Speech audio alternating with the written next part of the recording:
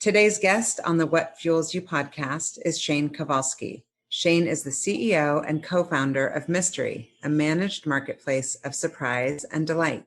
In just over 2 years, Mystery has pivoted and found product market fit 3 times. Today, Mystery focuses on bringing surprise and delight to businesses navigating remote and hybrid workforces with tech-first team engagement tools. Shane previously worked for Porch, Convoy, and ran a number of his own businesses and side hustles. He's passionate about pesto, shared experiences, and data-driven results. So we're going to start with some rapid fire. Are you ready? Love it. Yeah, let's do it. All right. Are you ocean or pool? Ooh, ocean, for sure. Best movie you have ever seen? Oh, man. Catch Me If You Can. Oh. Is that Leo DiCaprio? Yeah. I remember that movie. Yeah. Country that you most want to visit? Oof, right now, I'd say Colombia. I've actually had 3 trips replanned and planned throughout COVID trying to go there. But hard to be there, and they're going through a tough time right now, so it's not the best time to visit. Yeah. Okay. What is a habit that you are trying to break? Ooh, a habit I'm trying to break. Probably coffee addiction, but I would say haphazardly trying to break. Yeah. I'm up to probably 16 shots of espresso a day, which is my gosh, that's the most I've ever heard. What? Shane, we got to get a handle on this. Yeah. So I went off of it maybe 4 months ago, and I'm kind of easing back in, but I had a raging headache for like 3 days when I went off. So maybe you just start to go half decaf for a little while, ease out. By fall, you'll be good to go. Yeah. And I think so much of it is mental too, because it's funny. I'll wake up and I'll feel fine in the morning, and then I'll slowly get a little headache that comes in. And then it's not even after I have my first cup of coffee, it's my first sip of coffee. And all of a sudden I feel better. Totally. I don't think that's mental. That's real. Caffeine's a drug. So that's real. Okay. What are 3 words that describe you as a leader? Ooh, that's an interesting question. I'd say optimistic, as a leader, optimistic, data-driven, and hopefully empathetic. Nice. Those are good ones. First, this is funny. After our last conversation, or just 2 seconds ago, I'm going to ask you, what's the first thing you do when you wake up? First thing I do when I wake up usually is get a cup of coffee. Yeah, me too. But I've actually recently, and through COVID actually, tried to get a lot more intentional about just morning time and like waking up at a specific time, making sure you meditate in the morning, trying to work out. I find I go on like habits where for a month I'll do it great, and then I fall off of it for a month. What is the first concert that you ever attended? Ooh, it was first, I think technically it was Band of Horses, but I think I fell asleep because I was I was pretty young at the time. I'd say the first memorable concert that I went to was Big the Giant in Austin, Texas. Nice. And is there an app that you can't live without? Ooh, app I can't live without. I have a favorite app that I think is just like the most clever and creative use that just magical technology. I'll talk about that one.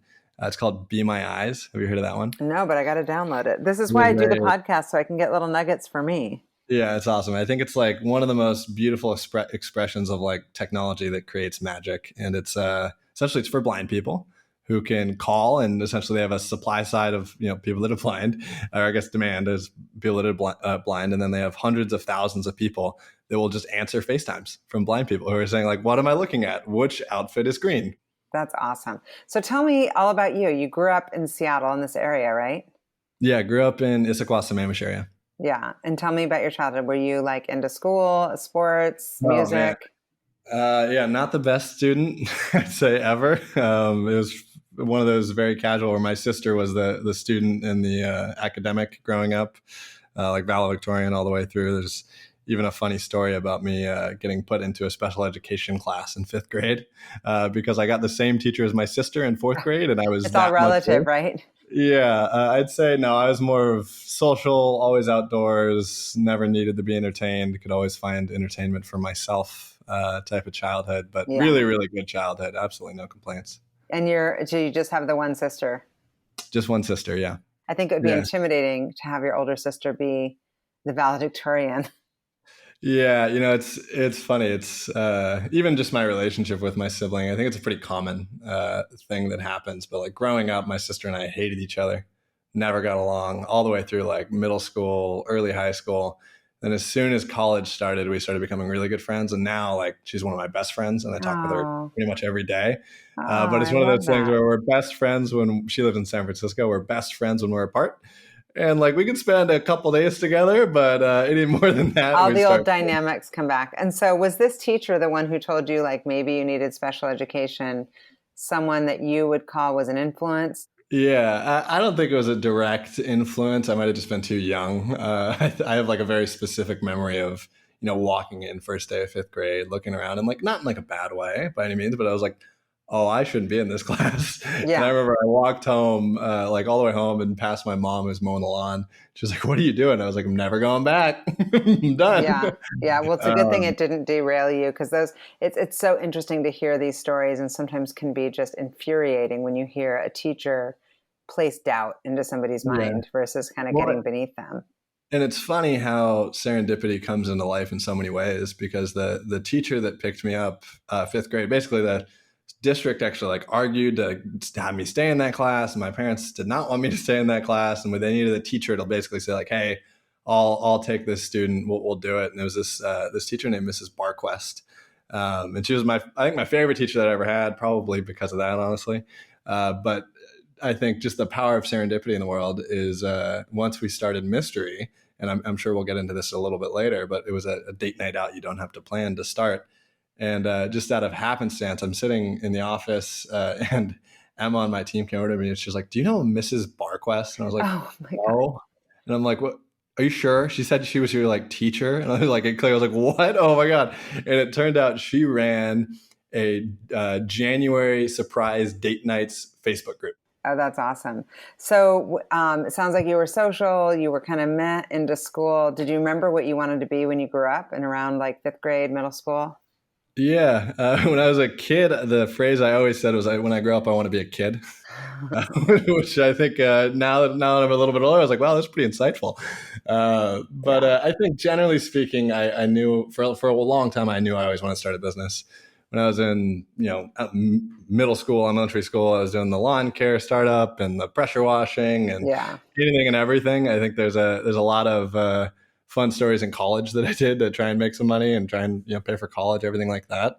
But I think also influenced both my grandparents on both sides are both entrepreneurs. Oh, I wow. had a And lot of that. what about your parents?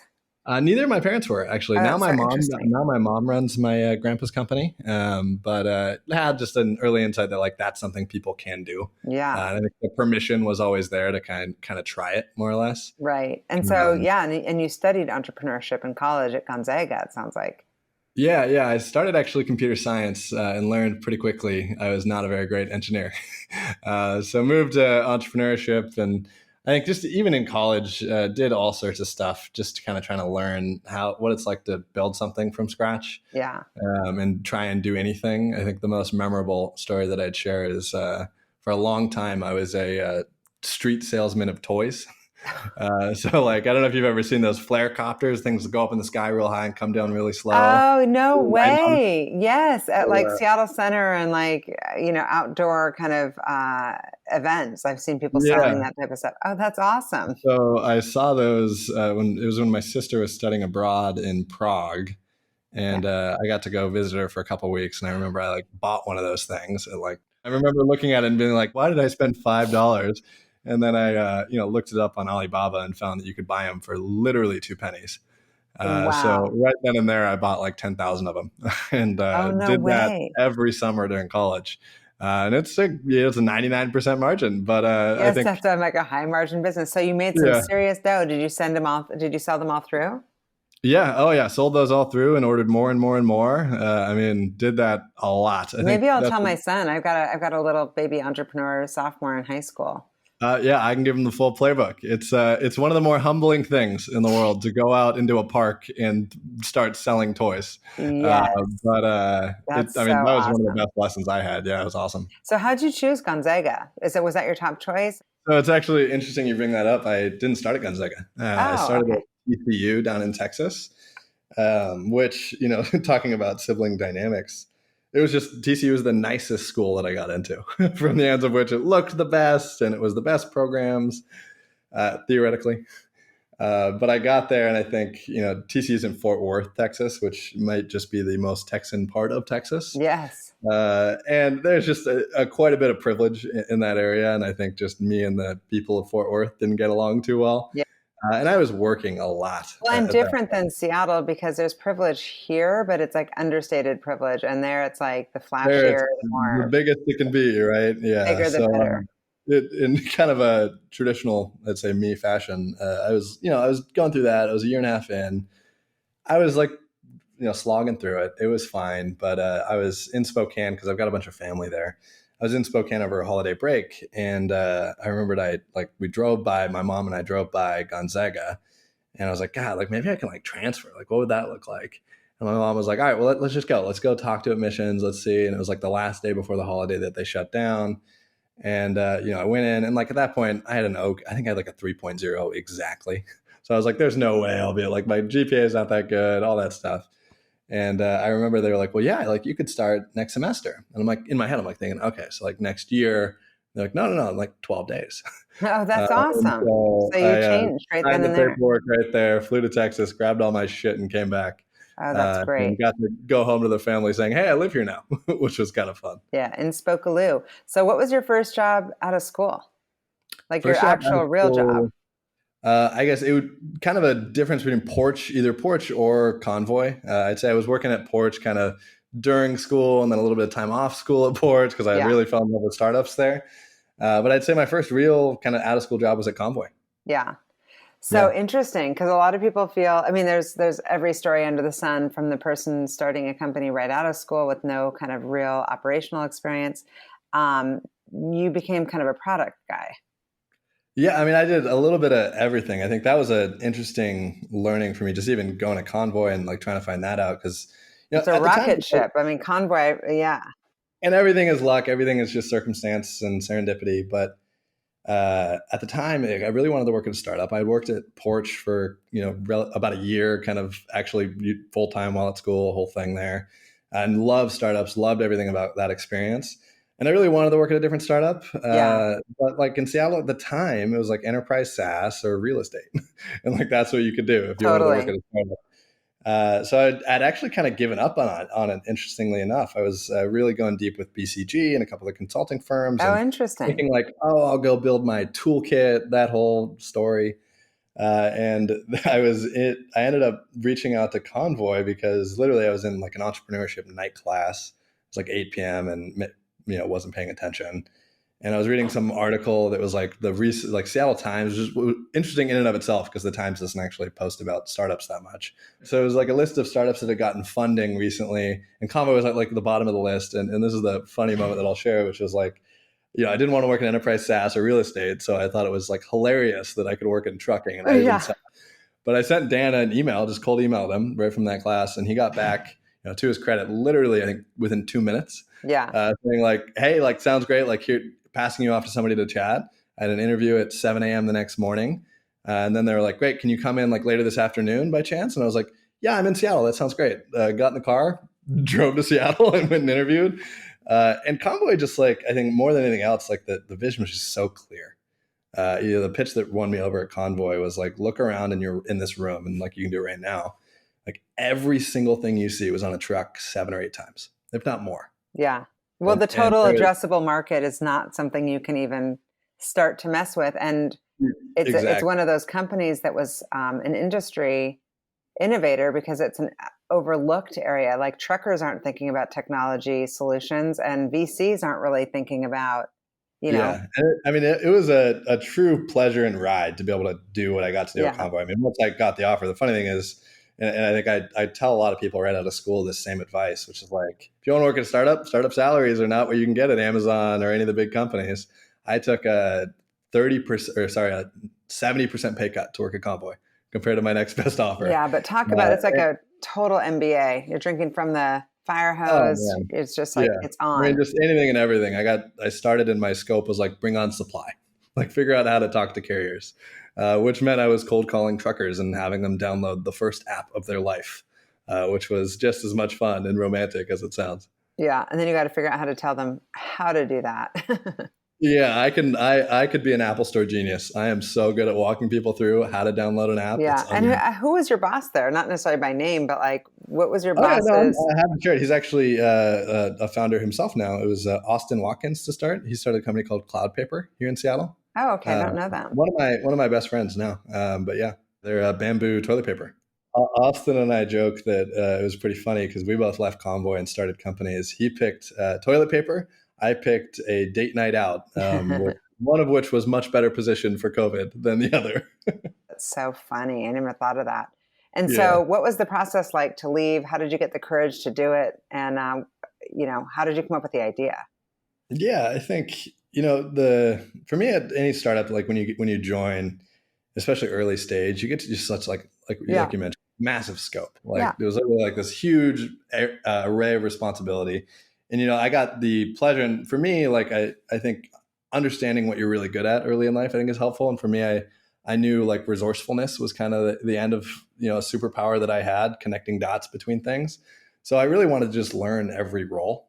I worked at I think 8 different jobs while I was at Convoy, everything from, cold calling carriers to marketing to growth to program management to data science to shipping code for a little wow, bit to wow, product management in the end. Because I just wanted to see every function of how a marketplace was built. But, I think, by the end, it had kind of turned more, even Convoy, called a startup. I think it definitely has a lot of startup mentality about how they approach problems. By the time it was still a big company, it was 1,000 people by the time I was ready to leave. And I think the scope of things you get to work on, the impact may be much, much higher, right? You're instead of building one thing for 10 carriers, it was building a small feature for tens of thousands of people, even mm, millions. But like the scope just got smaller and smaller. The moment I actually realized I needed to do something else, there was like this specific moment in my mind where I was like, oh God, I gotta go find a smaller problem or yeah, a smaller company. Was we had just hired this guy from Groupon. And I was like, "Oh, would you do a Groupon?" He was like, "Oh yeah, the Groupon app." I'm like, "Yeah, yeah, yeah." He's like, the search bar on the Groupon app?" And I'm like, "Yeah, yeah, sure." He's like, "The recommendations below the search bar on the Groupon app?" I was like, "Yeah, yeah." It's like I sorted those. It's like, yeah. whoa! I was like, Okay, big company is "Oh not my man, I've got jam. to." Yeah, I was like, "I've got to do something Yeah, else." totally. So you came up with just knew that you wanted to leave, and then came up with the idea, or the idea came and that was your Yeah. So I think it started with, hey, I knew I wanted to leave. I knew I wanted to do something on my own. It felt like the right time that I had amassed enough skills to kind of give it a go and try it out. There was no, real, I think, and I think in any time you start a company, you kind of got to be willing to just take a leap of faith. There's a lot of it now that I think back to it was like, wow, that was pretty interesting. And I didn't have any of that figured out when I started. yeah. But then I think I, went down a pretty generic framework of just trying to say like, well, what would I want to work on for a long time? And I think there's a lot of pattern matching, frankly, bullshit that exists in startups and venture and everything like that. One of which was like, build something for yourself that you would want to do. And I think that one's actually pretty important. And I learned why that Yeah. was important pretty quickly because the first idea I tried to start was billboards on the sides of truck marketplace. And it was actually going pretty well, but like I woke up and was like, why am I building another trucking business? Yeah. Like so much of me had like had my experience in trucking. I think there's a lot of amazing things, but there's a lot of things that are hard to get personally motivated in about trucking, at least for me personally. Yeah. And So do I you had have a co-founder? Did you guys start both these companies together, or these ideas together, or did you bring him yeah, I on think there after? was just a group of us that was trying to create side projects at the time, working on like, hey, what would be a fun idea of something to do? And then I think the other end is like I wanted to have a really thesis driven understanding of like what whatever it was, what was like the why now of whatever I was going to build. I knew I wanted to build a marketplace business just because I had spent so much time in marketplace businesses at Porch and Convoy. And I really think marketplace businesses are fascinating. The core insight that we wanted to build something around was this idea that most open marketplaces today are built on the backs of supply. not supply not getting paid enough, essentially. And I think the open marketplace model has a churn problem that I think will become more evident in the coming years, but you're already seeing it. Mm. And I wanted to think, is there a way that we can create more value for supply? And the model that I think was the most interesting for me was Stitch Fix, which was this model where they picked exactly what you were going to get, when you got it, and how you got it, and they used data science, collaborative filtering to kind of pick and match that. But that was kind of the core insight. Can I bring a marketplace pick model, which I thought created more value for supply, to a new market? Mm. And that pairing that with the, hey, build something for yourself. It sounds a little cheesy or corny, but this was, like 3 summers ago. And I was taking a weekend trip pretty much every weekend with some friends where it was a first flight out. So you go to the airport and just, ask for the first flight out wherever it's going. Oh, seriously? Yeah, because it's a really, really fun, like for me, it's like my style of travel. Like I'm the person that if a bartender asks me what to order, I say like, whatever you feel like, because I think that end of which, makes sense that we built My the business. husband's the same way, or just like go to sushi and be like, give me the special, Yeah, I think that's the best way to enjoy most things. But we did that with a bunch of friends. And the learning there is like the worse the place sounds, the better it ends up being. Albuquerque, New Mexico, incredible. And we did a bunch of those. We had a ton of fun with that. And that was the first kind of side project idea that we had that, blended this idea that we could match people with things and we get to pick exactly where they went, how it happened. And we bought the domain name firstflightout.app because .app tildes were really popular at the time. But that was going to be the experience where you'd sign up, you tell us about yourself, you'd get a packing list with some red herrings in there. Like that's so cool. I mean, I know you're not doing it anymore, but I want that. Yeah, and then you get a ride to the airport. You geofence in and get your mobile boarding pass, and then your whole weekend would be booked. Airbnb Experiences, nights out, and we actually did them for friends and family. We did a bunch of them, and the learning was like, oh my god, like this is a lot of work. Yeah, I was going to say like the margins on that are not so high. It was just insane, and even the principal agency of buying flights is like really, really hard. So we kind of took that idea of magical weekend and shrunk it down to a magical night out. And that's where Mystery started, where it was a similar idea where like, come to our website, tell us what you like and don't like. And we'll plan an entire night out, 2 to 4 stops. And the catch was you wouldn't know where you were going until you got there. So to the user, it was like a date night you didn't have to plan, which was super valuable. Yeah. And like that was a really easy fit to go into. On the supply side, it was a business where we got to pick when, where, and how people spent their money. Yeah. Physically move people throughout the city. And when you start digging into any marketplace, I think you can learn a lot just like really learning about the businesses that you're working with. I think understanding underlying supply businesses is like the key to any marketplace, but like to the level of like understanding their profit and loss. And I can talk through a bunch of really fun examples there, but I'll talk about one, which is imagine you're like a sailing instructor and that's what you do. You do a sailing experience. Well, yeah, they have Airbnb Experiences, they have Groupon, they have Eventbrite, they have all these things that they can sell their experience on. But the problem that we kept hearing when we went and tried these was like, yeah, like those are all great and like they're fine, but like, man, I'm sick of being a third wheel. Like, well, what do you mean? It's like, well, like these dates sign up and then like I'm just sitting there like in the background and they don't want to talk to me because they're on a date. And the problem with these marketplaces that existed was that, if 2 people booked versus 10 who could book that experience, they were going to go sailing. They were going to, set up the boat, go on the experience, take down the boat afterwards. 3 hours a time. And like, I'm doing this for money. Most of these people are creators, right? And they're trying to share their passion with other people. But like, I need to make at least $50 an hour, so at least $15 an hour. 15 minimum wage. What do? I have to price my experience pretty high because if 2 people book, it has to work. So like that sailing experience, the one that I'm talking about is actually this guy named Rusty who has the winter sailing experience. It's really, really awesome. You get like this fur coat. It's a really great experience. But he priced it at like $85 a head, which what does that do? Now it's too expensive and only 2 people are going to sign up. Interesting. So there's a really interesting yield efficiency problem to solve. And that is what, we had enough traction with that. We launched that to friends and family. And I'd say that idea more than any of the others we had worked on, you could just tell was getting shared to friends and friends of friends pretty quickly. We had over 200 people sign up just for the beta alone. And then we got super lucky early on, actually. The thing that, it's actually interesting to think if it hadn't happened, would we have done it? I don't know if the answer is yes, but we had a friend whose girlfriend that he went on the date with happened to be a writer for The Stranger. And she reached out and said like, hey, like I would love to write an article about you. And I think at the time we were like, hey, let's keep learning and seeing if this is good enough. Right. And you don't want any competitors to be tipped off either. You got to stay on the down low. Yeah, but I think for us, the idea that we were going to get an article is like enough for at least me to say, all right, I'm going to leave my job. I'm going to go for this. We're going to try this full time. Which in hindsight, like I think a lot of founders are curious. They're like, hey, should I leave before I get funding, or how should I think about that? I think I made that decision pretty haphazardly. I think I just, in anything in life, I think it's important to bet on yourself. And I think that was Totally. me betting on myself. But we left. We had that strange article go out just talking about the experience. And the crazy launch story that I'll tell, and then I'll let you kind of drive the conversation. No, I love it. I'm learning. This is awesome. We had a bunch of people sign up, and actually I was still at Convoy when the strange article came out, which if I can give any advice to founders starting a company, don't launch your company while you have another job. Bad call. Bad call in every way, shape, and form. I think my name's actually at the top of the moonlighting policy that Convoy has now. But we launched, we had over like thousands of people sign up on one day, which was like this amazing thing to see everything coming through. And we had over 100 dates signed up for the first weekend of Valentine's Day and the second weekend after. Oh, that's so awesome. And so I went into what was the date for Valentine's Day? So we had a bunch of different dates that we had planned for Valentine's Day. People were signing up and filling out a preference survey, and then we were planning dates for them on Valentine's Day. That's awesome. And so we didn't expect this many dates at all. This was in like January. So I went into like full planning mode where like I didn't eat, I didn't sleep. All I did was plan dates. I called every restaurant in Seattle, tried to get as many reservations as I could in a month when Valentine's Day is there, which was hard.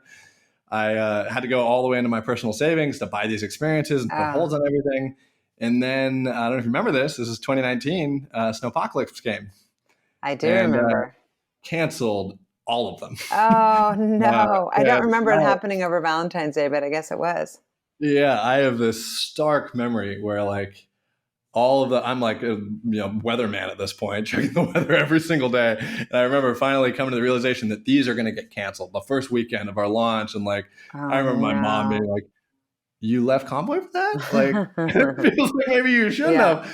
But I remember, and then the next moment was like, oh, geez, I didn't check the cancellation policy on any of these. And I had just put my life savings in these reservations. Oh, crap. So turns out like I ended up losing a lot of that in that first weekend. None of that, was able to get none of the money back. Luckily, everyone signed up again. And at that point, another kind of, again, serendipitous conversation. My co-founder at the time had gotten introed to Aviel from Founders Co-op. And he actually thought that Aviel was a engineer, not an investor. So he got to the call and he was like, oh, like, I guess I'm talking to an engineer. Like, why not? Let's give it a go. And, I knew nothing about fundraising. I knew what Convoy had been through, which was like, fundraising must be like hard, but like, wow, like if you do it right, like it's really easy because the Convoy had the best investors in the world. Beyond. Yeah. Anyways, like that meeting, like my co-founder found out that he was an investor in that meeting. And then how stupid am I? I'm like, we look at their portfolio and we're like, oh, they only do B2B. Like there's no way they'll take it. Let's use this as practice. And so we went and pitched Aviel and Chris and, again, I still remember the exact moment that they like offered us the first term sheet and it was like, oh my God, like this is real. Like I'm going to get my savings back. This is amazing. Like all those different things come together. Yeah. So they did your seed round. They did our seed round. And have you raised an A? So we haven't raised an A. We've had a few rounds in between. Yeah. The story of going through any kind of fundraising. So we raised that money in May of 2019. That was about $1 million. We went through the whole process of figuring out angel investing and how to get them interested and that whole process. We raised that money. We were able to start the team and to kind of, just because there's so much more that we're doing now. But to fast forward, February of 2020, everything was like looking great. Like we had grown right before COVID. But real quick, what was the business model when you were doing the dates? Yeah. Like, so how'd you make money? We charged a $20 planning fee. Similar to Stitch Fix. And then our economics were essentially pinned on making suppliers more money. So if a supplier, the average supplier has a utilization of about 20% for activities, meaning like of their time, 20% of their yield comes in. So the question was like, can we improve that yield to 80%, to 60%, anything there, and then we'll split the difference, which in practice means, hey, we're only going to book you if we send you 10 people, 8 people, 6 people. And a price point that was $80 comes down to 30 at 60 people, or at 6 people, sorry, 30 at 6 people, 25 at 8 people, and 20 at 10 people. And the supplier's still making more money. Awesome. Okay. So here we are. It's February 2020 and nobody's going out on dates. Restaurants are going out of business. Well, so now this is February 2020. Like COVID didn't hit till early March. Oh yeah, it was early March, actually. Yeah, it was early March. Because February, I mean, everything was great. We were actually out raising our A. We had, more or less ready to close. Like things were looking really good. Mm-hmm. We were doing close to 500 mysteries a month here in just Seattle alone. We'd grown almost entirely organically. We had scaled the product from an automation perspective and iterated on so many things. It was like really, really great product, and I think had a ton of legs. And then, COVID comes. We go from a great looking product to illegal in a matter of like a week. And I think, the hard thing there is like, one, we were just about ready to raise money. So in many cases, we could have just been dead in the water. I think if we had picked our early investors in a worse manner than we did, I think we wouldn't be around today. Yeah. But testament to, Founders Co-op, Chris and Aviel, and they are just the highest integrity people I've ever worked with, ever met. They backed us sight unseen. Again, they doubled down on us right then when we had no prospect, no idea how long COVID was going to last. I mean, nothing, right? And so for us, I think, like everybody else, we had gotten enough money to keep going, because I think like any good startup, you're increasing burn until you raise your money, because you want to try and build a team and build momentum. So right at the end is when you're like, your burn is the highest in some cases, depending on your model. But we were, the place where finally, okay, we have at least some more time to figure this out. And that was when, COVID was going to be a month-long thing. 2 months. Yeah, exactly. It took a lot of people a long time to pivot. When COVID came for us, it was like dead obvious. It was like, no one's going to go on a mystery night out. So what was the pivot exactly? So the first pivot was like, all right, this is going to be around a few months. We had a couple goals. First and foremost is we had hundreds of these small businesses in Seattle that we worked with that we didn't want to go out of business, because we wanted to go back to a night out business down the line, right? So we wanted to save them and figure out how to create value. And like the ideas there were like, restaurant gift cards or like whatever you could do. And like, that was fine. Like, you'd be supporting the restaurant, but we wanted to find a way to actually like create some value on demand as well. So we kept it pretty simple. We kept the same kind of value prop, which was instead of a date night out, you don't have to plan. It was a date night in, you don't have to plan. It was a box of activities, local goods, and a hot meal delivered to your doorstep. We went from 0 to launch on that in 7 days. Oh my gosh. So talk about not eating, not sleeping. Oh man, that was one of the hardest months I think I will ever experience. And I'll tell you why. Is our quality bar on the first weekend that we launched was awful. And I mean, we were way off. We did a great job getting momentum behind it. We got local press. We got a bunch of stuff. We had hundreds of signups that first weekend. And, coincidentally, all of my mentors in Seattle, everyone who I really respect, bought one. They were like, all right, we're going to support Mystery. This is going to be great. And there was like this exact moment when we got all the boxes and materials together. We didn't know how to price this thing at all. We were like, well, it'd be good if there were like 3 price points. And we were just guessing, right? I drove the U-line in Olympia to pick up the boxes, and they didn't fit in my Jeep. So I ended up strapping them to the top and a tarp on. I love these startup stories. These startup stories are so awesome. And then we get to the restaurant that was going to be doing the meals for that night. And just out of sheer luck or bad luck, I'm not even kidding, all of my mentors, like really amazing people in Seattle, had been on that Saturday night is when they planned it. And we get to the restaurant, and the restaurant accidentally miscalculated how many meals we needed by half. So we had half the meals for over 100 people to deliver for their date night in, right? Oh. And there's no other option, because everyone's got food restrictions. Everyone's got problems. It's 4:00 and like we've got all the boxes there. Everything's there. And, my whole team is out delivering boxes, right? Because we didn't figure out Postmates or anything at that point. And I have this moment just another moment in time. It's just so funny when you look back, you have like these exacts. Like I can picture myself there, where we were texting people before saying like, hey, as a heads up, like the meals are half, you're going to be comped for it. here's a DoorDash code. We like try to move quick. Just like, tell your wife, tell your girlfriend she's not going to be eating tonight. I mean, it was so, and then like the meat was like undercooked too. It was like just everything. That could go no. I guess you're not going to be giving much business to this restaurant. Yeah. And I remember literally getting out of doing one of the deliveries. I'd gotten out of the car and it was raining and I had this box and we had wine added on. So I had a bottle of wine in the box and the meal. And I get this call from the person who I'm about to deliver it from being like, hey, we don't want it if the food's not going to be there. And I was like, look, man, I'm already here. Like, let me just drop off the box. We won't charge you. Let me just drop off the box. And as I'm walking up the stairs, it's raining. I slip. I drop the wine. What? It shatters. The food goes everywhere. And I land right on the box. So you can't write this up. You got to write a little book on this. Literally as bad as it can get. I mean, like that first weekend, we had, up until that point had the luxury of, we had very few bad reviews for Mystery. I mean, we had an NPS before of like 90. We had been really, really crushing. Did this person write a bad review? Oh, everyone that weekend. We had the most bad feedback we had ever gotten. I was getting these long, detailed emails from people that I really respect. And like in hindsight, it's one of those things that, I think is honestly just like maturity of like being able to handle those situations.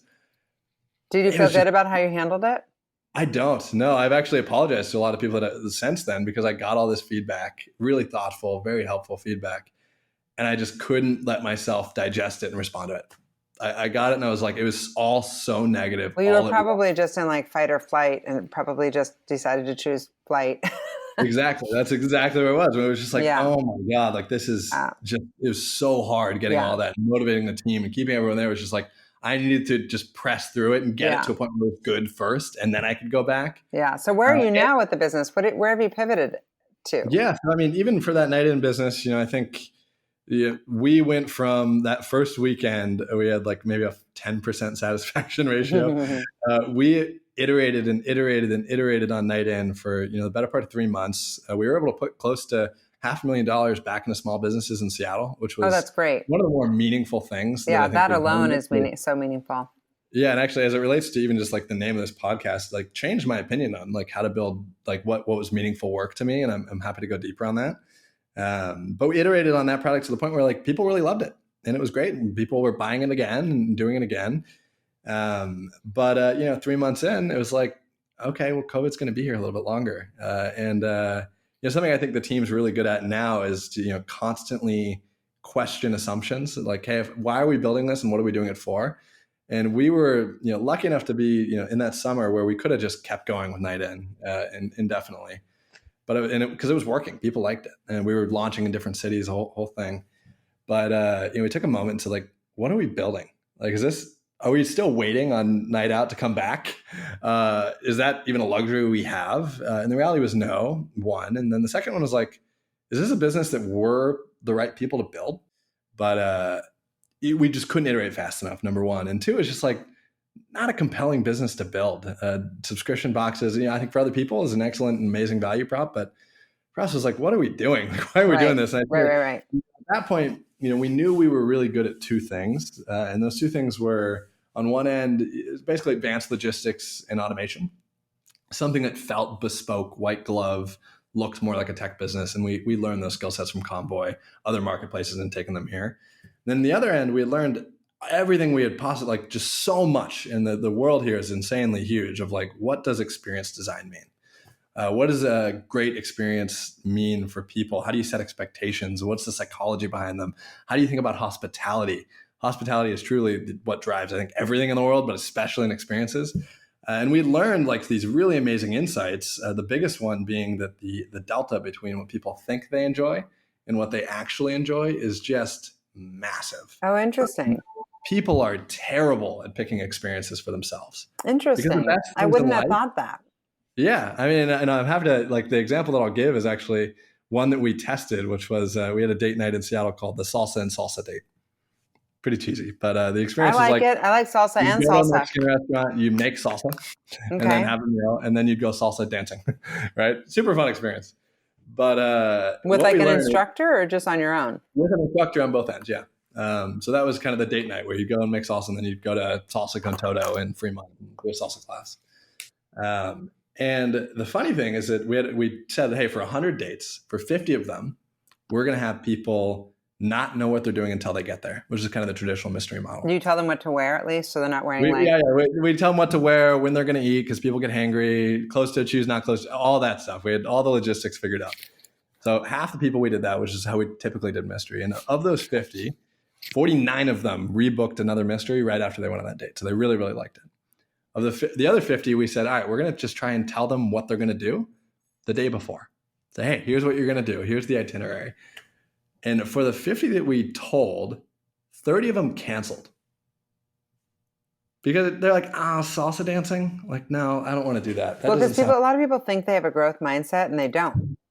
They absolutely don't. And I think the reality, and there's this great chart that we actually have up in our office, which is like the best things in life sit right outside of your comfort zone. And people don't pick those things. But yeah, one thing I would say that actually I think was an interesting mental model that I've had in my head for a while as it relates to kind of what fuels mystery. And I think the most challenging part about this upcoming pivot that I'll talk about, which was understanding what about a job do you get fulfillment out of? And in the beginning of mystery, I had this saying that was like, and this is something I really believed at the time, which was like, I had this framework around, hey, really fulfilling work can be done in one of two ways. One of which is like working on solving real problems in the world, climate change, curing cancer, things like that. Yeah. The other one was like creating happiness. And you can even like, how do you make the people that are here the most happy they can possibly be? And you can tie this all to like existentialism. But and I thought I was firmly in the we hire people who want to make people happy. I thought that's what we were. Yeah. And I thought that's what I got my fulfillment out of. And then Night In happened, and I got to like hug small business owners that we saved their business, and that was just like one of the most meaningful and impactful, not just for me, but for the whole team. Of like, oh my God, like what we're doing matters, and it matters in this locality of this thing. And it kind of changed the way that I thought about it a little bit. And I don't have a better framework now, but what I do understand is like what I'm trying to do in my life is understand what are the things, what's like the wedge of things that matter to me, and how can I narrow that wedge over time to understanding exactly what I want to work on. Because is it, hey, I want to build something that people in Spain are going on a date night out, will that bring me fulfillment? Or is it like, hey, I want to impact my local community? Or is it, I want to create happiness or solve real pain when a business is failing? I think there's all sorts of different ends to think about it. But I think the most challenging thing about the pivot that we had to make after Night In was, and it's, I think it's generic when you zoom out. A lot of companies go through this same pivot, but was moving from a consumer product to a B2B product. Because like I mentioned at that time, this is last summer, we were like, okay, this Night In thing's working, but we need to do something else. We threw a bunch of stuff at the wall. Like even like, hey, if you order a takeout meal, you could add a Night In to it with Talk or some other services. We tried Instant Book Night Out, where you could say, hey, take me to a COVID-friendly restaurant, click a button and go. And we were scraping and doing all that stuff. And that was like, okay, that's not going to work. There's no way we can scale that. You're so scrappy. I love it. Yeah, I think scrappiness is one of the things we've had to learn. And I think definitely learned at Convoy, but is a big lever the team has. But the B2B push that we learned and kind of where we started working on this pivot was we had this Amazon VP who had spent like 4.5 hours buying Nights In for his team, like one by one. And we had like this video of him doing it for 4 hours, which was like ridiculous. And that gave us like maybe there's a there, that whole thing. But took a jobs to be done approach to thinking through why he was doing that. And, I think, realized what's pretty obvious now. I think then it was maybe a little less so, which was, remote work came with all sorts of benefits, productivity, work-life balance, hiring remotely, all sorts of things, but came at a pretty serious cost. And that cost was team cohesion, employee motivation. And now we're seeing the biggest retention swap in history, especially in tech. Yeah, it's good and bad for recruiting. Exactly. I can imagine. I can imagine so. But then we kind of said like, all right, well, what are we really good at? If that's a space that we want to think about operating in, we think that's a big opportunity. And the reality was virtual events, which we were pretty sorry. We were not excited about in the beginning because it was like, I don't know if you've done virtual events, but they suck. They're not good. We did one with you guys. We did the what's it called where you're trying to leave the room? Escape room. We liked it. Okay. Yeah, I have a personal bone to pick with escape rooms. I think it's one of those ones that we have to offer because people are looking for it. My team liked it. I couldn't make it that night, but I got good feedback. Okay. Love to hear that. I think we've done a lot of work to help level up some of those experiences to be quality. I think the reality is like you had a bunch of people that had never done virtual experiences trying to do them. And because of that, there's not a lot of quality there. Yeah. So we spent the better part of 3 months trying to build that, and could we launch something that mattered? And I think, building something from scratch is hard. Yeah, doing all that's hard. But what's harder is figuring out the internal motivation, for myself and then for the team. For myself, it was hard. Like I built Mystery because I wanted to bring people together. I thought connecting people with technology. Right, your virtual is the exact opposite. And virtual, it was B2B. That was the big thing. It was like, hey, consumer business versus a B2B business. And I can prep myself up and say certain things to the team and, be excited, and I can force myself through that. But internally, I was having this huge conflict, which was like, can I work on a B2B business for years? Am I going to be okay with that? Am I going to get the same motivation intrinsically? And it was actually took a mentor of mine, and I think you know him as well, Forrest Key, who's an incredible. I didn't know he was a mentor of yours. Yeah. He's an investor in Mystery. Very, very luckily for us. I love Forrest. He was on the podcast. Oh, awesome. Yeah. And that's a good one. You got to listen to that one. He's amazing. I'm not actually sure he knows that he had this profound of an impact on me for saying this. So Forrest, if you're listening, thank you. But I remember telling him about this conflict that I had, which was like, can I get motivated about B2B? How do I do this? And he was like, Shane, you're an idiot. It's like, you're doing the exact same thing, but you get to do it much faster and at a bigger scale. and you're doing it in a part of life that's more important for people than it was before. Like date nights, yeah, they matter, but like now you have people like losing their connection with work. It's like, I'm pretty sure that matters more. I wanted to believe it. And I think part of me, like that helped me get like the slap in the face I needed to think like, well, okay, it really is a very similar thing. I'm bringing people together through experiences, and how did we figure that out? But it took really creating magical experiences for me to be bought in. And I think I can see it in the team too. When we launched, our experiences were that we had taken something bad and made them good, but not yet great. Yeah. And it was like, it was working, and the momentum was fun because we had over 100 companies sign up in the first month alone. Oh my God, really? Tons of momentum. And so what's the business model there? When you say sign up, is it like they're on a subscription model, or is it like we just do events and pay as you play? Yeah, so we've moved since to subscription modeling and things like that. In the beginning, we had no idea how B2B worked, what it should look like, all the terms and everything like that. We just said, hey, we do virtual events. Come and book them. And 100 companies came, EAs, event managers, VPs came and said, I want to do an event with you guys, and booked an event. And that's what we kind of now call transactional revenue. But now we've learned the real problem isn't, virtual events and creating amazing ones of those, which that's a feature of it. But the real problem is like team bonding. So how do we think about a solution that really works long-term there?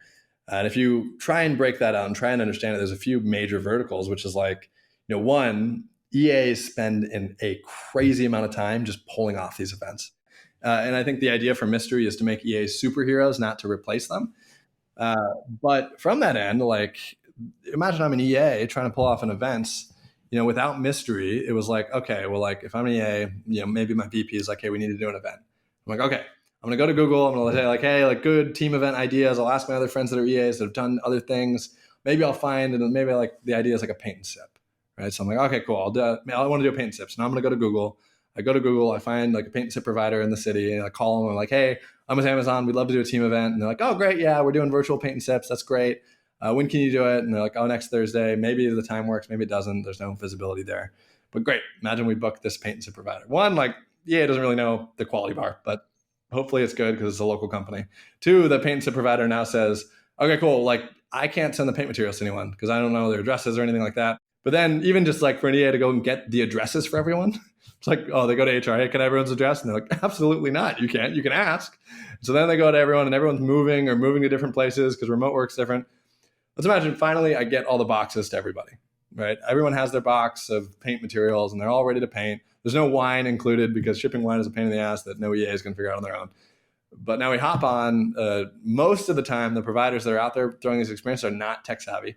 They don't have like a Zoom setup. They don't have an understanding of breakout rooms and how to do it perfectly. They've gotten better over time, but still not a lot of training there. And you all hop on.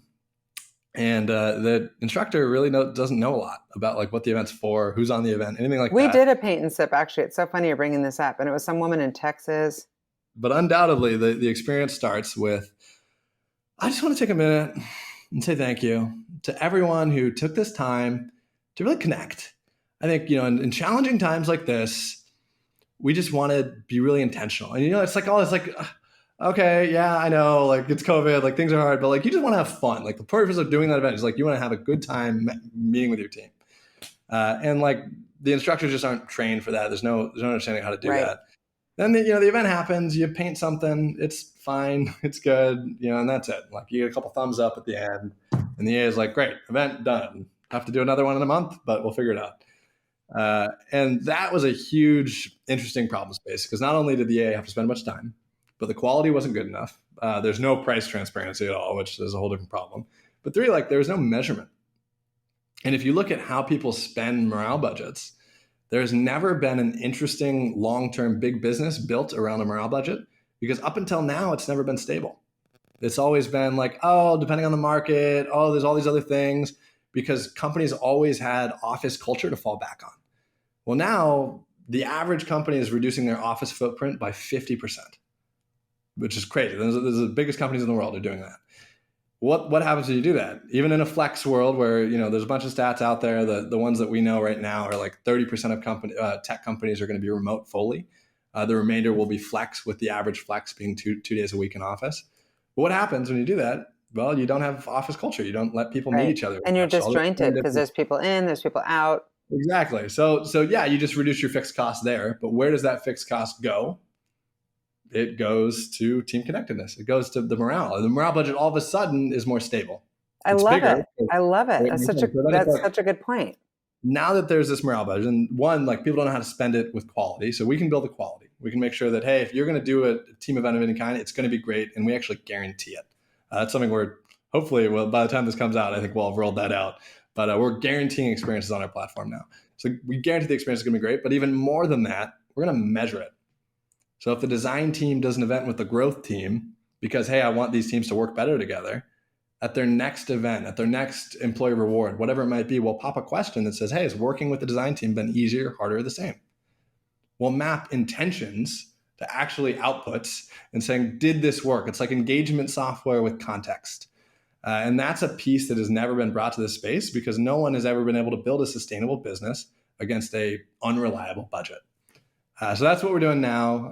And is there, I feel like there was also merchandise or like some sort of. Yeah. So we took our night in pivot to scale, which was basically corporate gifting. Yeah. Where it's physical goods. I think the ends of which, every startup needs focus. I've, in my experiences at both Convoy and Porch, I think Porch has found focus now, but when I was there, they weren't very focused, and they paid the price for it. And Convoy, on the other hand, was immensely focused. Laser focused, yeah. All of their business. And there's real power in focus.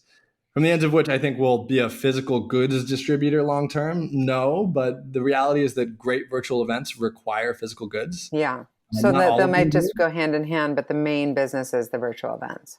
And then eventually, as things get back to real life, we're not in the business. We're not a virtual events company. We're not a date night company. We're not a corporate gifting company. We consider ourselves a magical experiences platform, which means we have all of these amazing small businesses that we work with. And the question is, how do we build amazing experiences around these people? And for B2B, that means, hey, right now it's virtual events and corporate gifting, these physical goods. But as the world opens back up, we're going to have IRL team events, just like we used to do pre-COVID. We'll have employee rewards that are actually meaningful. Today, employee rewards are gift cards and things like that, where it's like the same reason you don't give your significant other a gift card for the birthday, the same reason you shouldn't give your employee a gift card. It's meaningless. I feel nothing about it. The best thing, and especially as millennials enter the mass amount of employees that are at a company, they're the majority. They want experiences. Yeah. So think about employee rewards in an experiential sense with our old product. It'll come back. And I think over time, it's just, our focus is B2B now, but so much of what we used to do, we have a consumer product that works for B2B. And tell me a little bit more about your own culture and also what your recruiting strategy is in order to create, stickiness, diversity, all the things that are linked with kind of ROI. Yeah, it's funny. I'm kind of like I'm a big reader, and I try and go really, really deep on topics and try and understand it before I make any decisions. And then I always find that any advice worth hearing, you have to learn yourself. I think is a great phrase. But like with diversity, for example, let's think about diversity or even culture, cultural values, anything of that nature. I think in the beginning, I heard two schools of thought. I think if you're running a company, you always hear these hilarious differing opinions. They're always on the exact opposite end of the spectrum. On one end of the spectrum, you hear, hey, and this is around culture, if you don't define the culture in the beginning, it's going to define itself and you're not going to like the result. I've heard that so much. Right? We've heard that so much. On the other end, it's like, hey, if you define it for culture too early, it's going to feel inauthentic and it won't take hold. So then it's a question of like, okay, if those are the two realities, like where do you play inside of that? I think my co-founder actually had a beautiful phrase once, which was like, culture is not about finding people who are like you.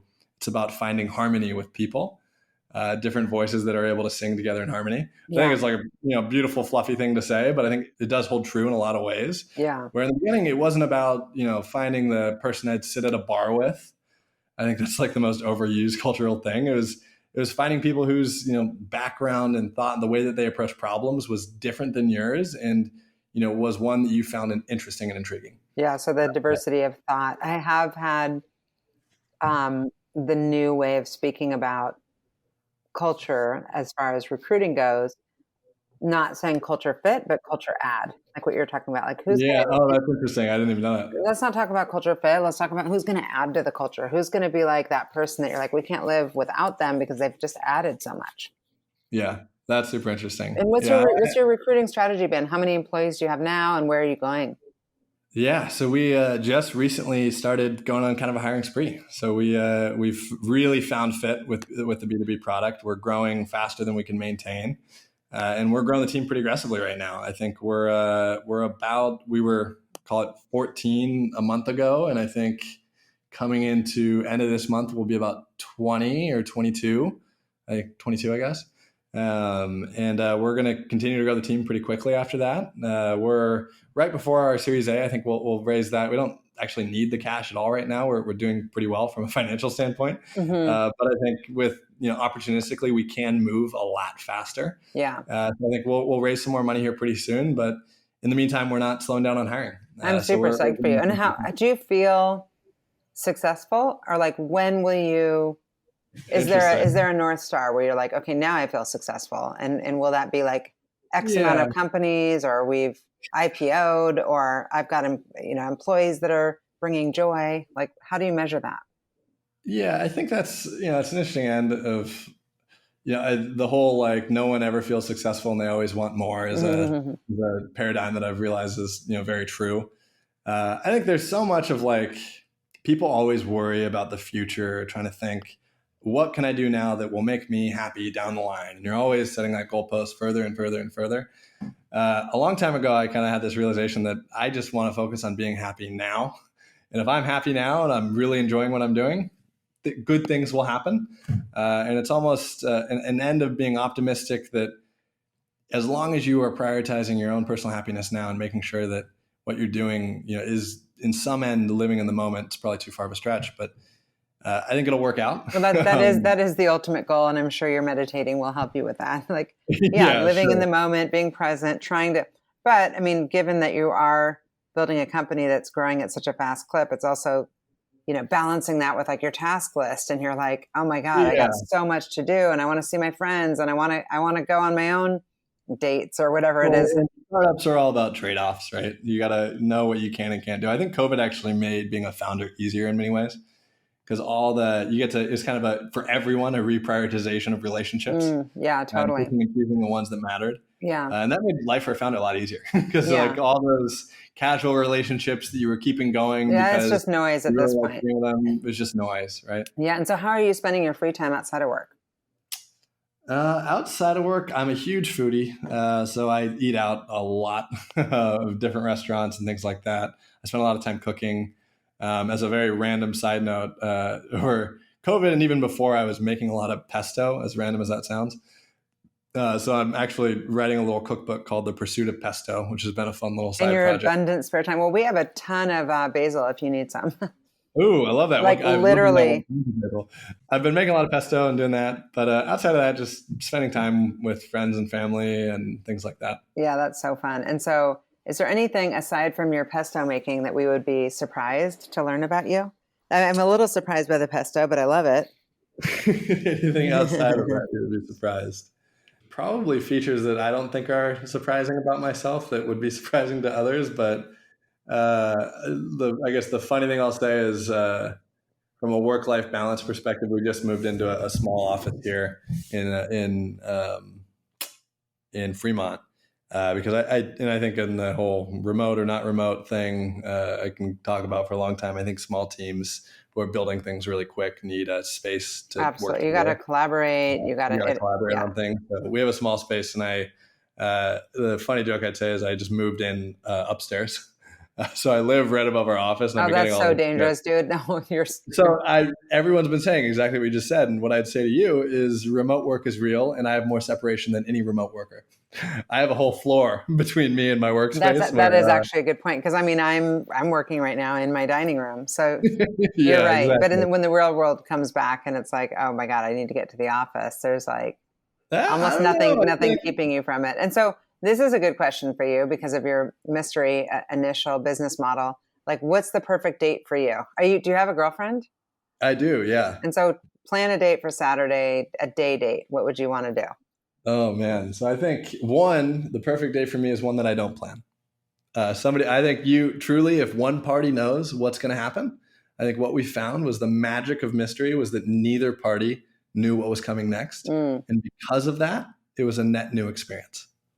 So what would my planning of your date look like then? I'm going to trick you back. I think, for me, it would be starting with kind of a food experience. It would be a tasting menu of some kind. There's a few restaurants in Seattle that I really, really love. But like which ones? I think the one that I haven't gone to since COVID started, so I'll use that one, is Homer. So I think Homer and a couple others are like the best aesthetic of a restaurant. They get the real estate right, like the feeling, the vibe when you walk in. Everything about the way that they present themselves is really, really perfect. And then the food is obviously amazing. And they have really incredible hospitality as well. Soli, who works there, is just a remarkable human. But probably somewhere like that where I can go through like a longer kind of dining experience. And then something where I get to actually do something more interactive and learn something. Like the favorite mysteries that I've been on in Seattle, and I've been on all of them, were things like pottery lessons, were things like iron forging. And what's this iron thing? Iron what? Iron forging. There's this iron forge in Soto called the Lawless Forge with this guy named Max. And it is just a remarkably amazing experience. You take this piece of metal and either make it into a horseshoe or a bottle opener or chopsticks. And you get to, like, the coolest part about it, one is like any great experience is all about kind of throwing expectations out the window. Like, what does that mean? So like the idea that you could make a horseshoe out of this metal bar is like, what? That's ridiculous. But then you also get to see somebody that's just immensely skillful. Yeah. Where like the max to create what takes the class 3 hours to make, and there's shorter options, sure, but like the full horseshoe takes 3 hours to make for the class. It takes max maybe 4 or 5 minutes. Oh, that's amazing. And so you're making something, and then what are you doing on your date? Yeah, I'll tell you what, I'll walk you through my favorite date night we ever planned in Seattle. The favorite kind of theme that we had, which was a date that started in the ID. Which is, for those that live in Seattle, I think you'll know, is like not the place you'd think you'd be going on a date night through a mystery service. So immediately you're taking these expectations and throwing them out the window. And you went to this restaurant called Suko Shimbo, which I don't know if you've been, but is, I think, in my opinion, the best sushi in Seattle. But there's no sign on the door. You kind of walk through this alley. It feels a little like, oh, what am I doing? You walk in and you get seated at the chef's table. You get to see like a master sushi chef making an incredible meal, which is amazing. And then the next stop is at this place called Sake Nome, which is in Pioneer Square, right outside of the ID. And you walk into this amazing sake tasting with an instructor who tells you that he started Sake Nome because his great-great-grandparents made sake, and his grandparents made sake, and his parents made sake, or his grandparents made sake, and his parents, they couldn't because they immigrated to America, and they did everything to build him up so that he could do something, and that's why he started Sake Nome. It's like this impactful, like, inspirational, like cultural feeling. It's just amazing, and the sake is really great. And then from there, you went to a place that's actually no longer around. It's called the Dynasty Room. It was in the floor of the old Four Seasons Hotel in the ID, and it was like this beautiful statement piece of like gentrification within the ID, and how like there was this bright light that lived inside this area that was just getting changed and the culture was being lost. And the cool thing, I think, when you plan nights out, the hero's journey and the psychology around experiences is so important. But the point being is like each one of those stops by themselves was like fine. It was good. It was good. It was a great experience. But together they told this story in Seattle that I think was just really, really compelling and impactful. I would definitely want to go on that date night. I actually wrote a couple of these things down. It was a very, very fun date night.